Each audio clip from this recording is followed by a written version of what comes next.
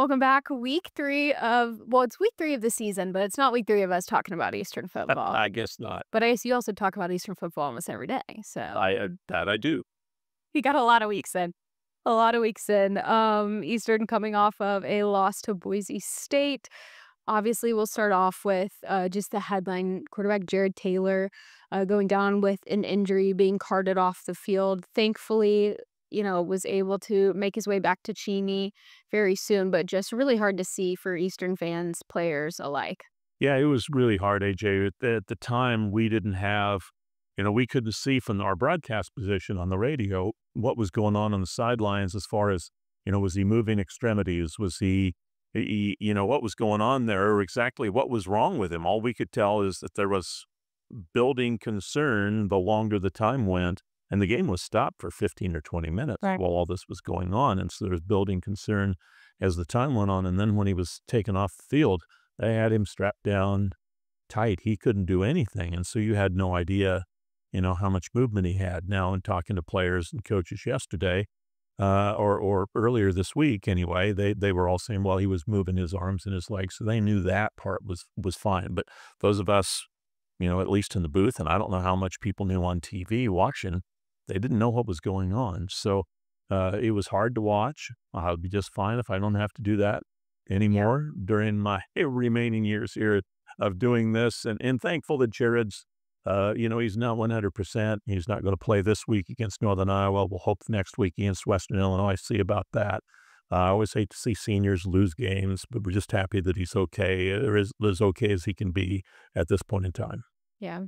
Aaron Best, of course, saying unavailable this week, no timeline, which is always scary. We hear that a lot for, you would not always head injuries, other injuries as well. But Nate Bell stepping up in the meantime. Tell me, what you've seen of him and what kind of, I guess, the vibe was when you had those conversations.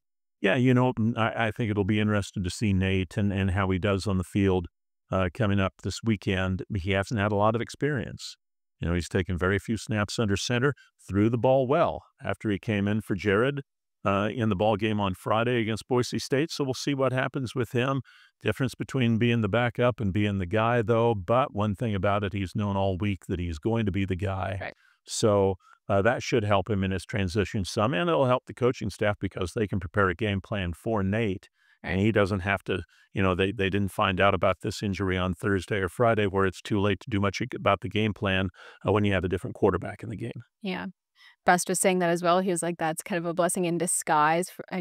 That's my words, not his, but again, knowing who they're prepping for and having that plan around him. But he was saying, you don't know for your first start, the big outliers, how somebody's going to feel when they, get off that plane and go into enemy territory, we'll say. I'm sure he's going to be excited. Oh, It's just a matter of how you manage that excitement and that anticipation. How calm are you at the start of the game? Because I'm sure there's going to be nerves and adrenaline and everything surging through there. Are all his passes for the, early on, are they all going to be, too hard, too high, too far, too whatever? Or will he be on time with everything and playing within himself? So it'll be interesting to see. He has had game snaps, but the first start is something special. So we'll see what happens. and I found it interesting, one of the first things I feel like, especially when Nate Bell first came in, people were like, got to watch him on the run, got to watch him on the run. And Coach Best saying today, it's an emphasis for Eastern right now to not have their quarterback be the primary runner in this situation. We've seen that with Jared. Obviously, Marcy's a great back to go to, but as they're kind of finding their footing and settling into their roles, another wrench thrown into it with someone with his strengths in that spot. Yeah, you've got now Jared out at quarterback. You've got Malik Dotson out at running back. So you're dealing with your second and third team running backs. You're dealing with your second team quarterback. They've had injuries in the secondary, so things are starting to build up there for Eastern. And the one thing you always question at the FCS level is the amount of depth that a team has. You just don't have those scholarships, those full scholarship guys. We talked about that a little bit last week. So they've got to have, some guys come through, and they can't afford any more injuries in some of these critical positions. Or, once you start running third and fourth string guys out there, it's a little bit different at this level than it might be at a University of Washington. And we haven't even had a home game yet. there's I'm sure the staff has not had a full night of rest yet this week while they try to deal with all this stuff. Road warriors for sure.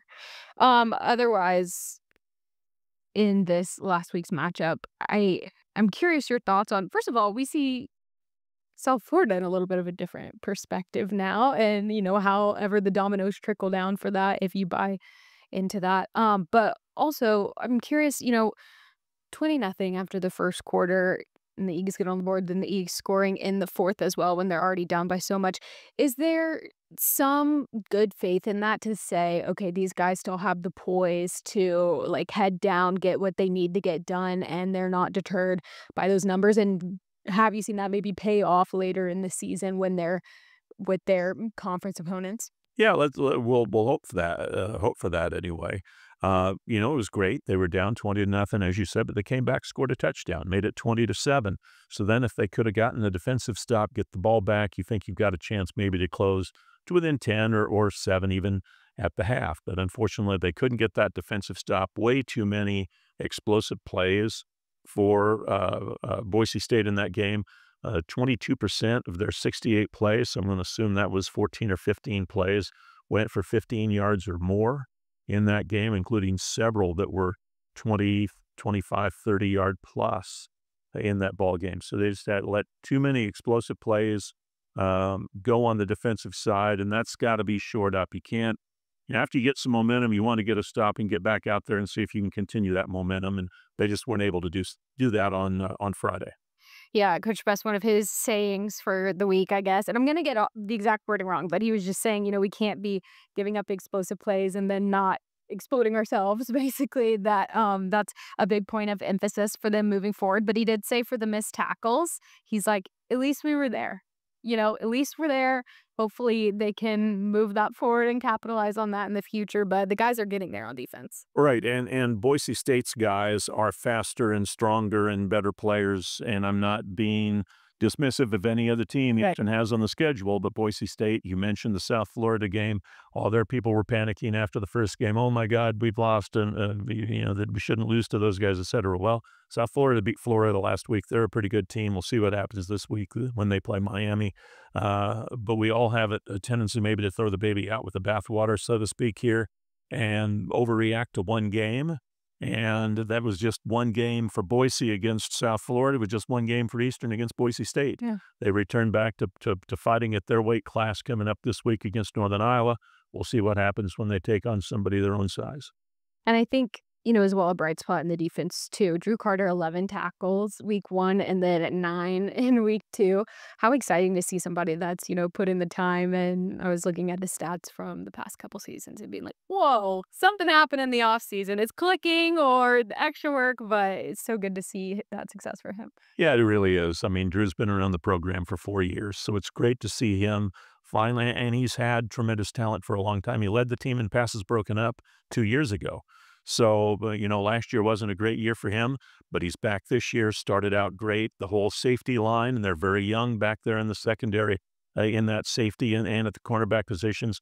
A lot of those young guys are playing really good football for Eastern right now. So that's something to be excited about and something to see if they can continue that growth throughout the season. Absolutely. Moving forward to this week, the Eagles at Northern Iowa. Best called it the Battle of Frustrations. That's what he's decided to call it, as they're both coming off of losses to FBS teams. Of course, Northern Iowa losing to Wyoming, 31-7. They do have a win on the season versus Butler, but there's got to be some commonality coming into that with a chip on your shoulder for both sides. Yeah, I think so. You wanted to erase that bad taste that you had last week where you thought you were better than maybe what the final score indicated for both teams in their last game. So let's see what happens. Eastern's gone back there many times over the years and come up just short many times over the years. It's either been 4 or 5 3-point losses to Northern Iowa in Cedar Falls. They play in a dome. It's a little bit of a different deal there inside their dome than some of the other domes Eastern plays in, whether it's the Kibbe Dome or a Holt Arena at Idaho State or the Sky Dome in Flagstaff. It's a little different environment, a little different lighting, a little different setup, and it's like air sealed. So when you go through the thing, there's a whoosh.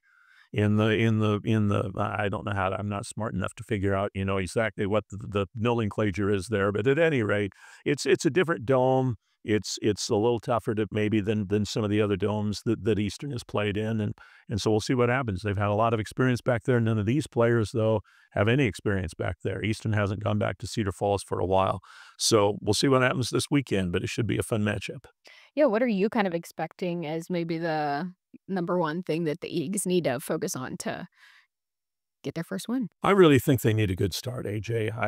When you've lost 2 in a row and you've had 3 straight losing seasons, and losing can become ingrained as a habit just as much and maybe even harder to break out of than a winning habit is. And so I just think they need a good start. They need, Coach Best said in the coaches show to me earlier this week, he says, we need to come out. And again, I'm going to paraphrase a little bit, but he wants these guys to leave it all on the line early in the game. He wants them to come out with their hair on fire and land the first punch. And if they can do that, then you start feeling a little bit better about yourself, and hopefully that confidence leads to greater things. So let's see how quickly they can come out in this game. Can they come out, establish a lead early on, and then hold that lead into the second half and to the end of the game? Be excited to see.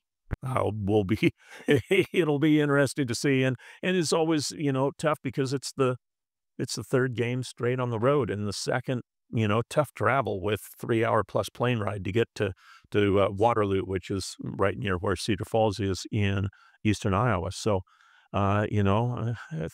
it's tough to be on the road 2 weeks in a row, and to be on the road 3 weeks in a row. We'll see. 2009, Eastern was on the road for the last 3 games of the season. Won 2, lost the last one in the playoffs against Stephen F. Austin. 2011, they started their season with 3 on the road, lost them all that year, at Washington, at South Dakota, at Montana, all close games. And then 2014, they played 3 on the road. I think it was the third, fourth, fifth game of the year. That year, lost at Washington by 7 points.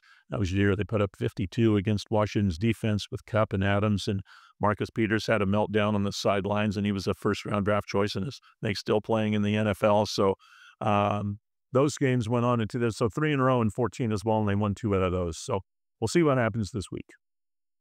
You and your stats right here, and I have my measly stuff that I have to write down, then you can remember the whole history. I love that. Well, I get some help. I look at some things before I come in and chat Yeah, with you, so I don't it's look in like a there. well, it's there's very little that's locked in there, but if I look at something for a second time, usually I'm good to come and regurgitate it out with you if you Very out. all right, I have a few things to learn. Thank you, Larry, and we'll see you next week. Thanks, AJ. Looking forward to it.